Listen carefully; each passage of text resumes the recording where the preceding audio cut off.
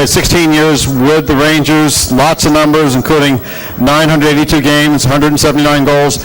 Ron, let me first ask you about your own foundation there to support autism research. I do a golf tournament every year, and my nephew has autism, so we do the autism. We've done it for 10 years. This summer we didn't do it. We had a couple of problems, but we're starting it back up in February. How does a fan interested in that, how would he find out more about that?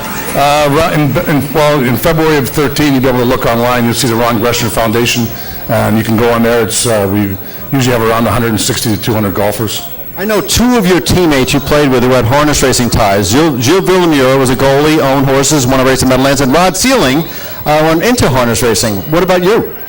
I owned a few horses back in the early 80s, but my father always taught me never to own something that eats when you're sleeping. But I love the races. I go to races a lot. Nick Fatillo was sitting up there. He probably won that race too. He loves the horses, and with Peter I got back into the horses. So there's a tie-in between hockey and racing.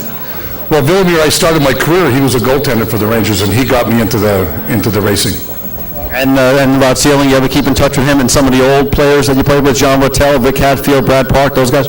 They just had, 2 weeks ago, they had a big party for the team that was a 71-72 team.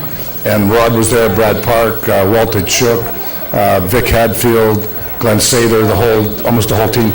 Was the Rangers celebration of '94 as big for the players who used to play for the team as opposed to the players on that team?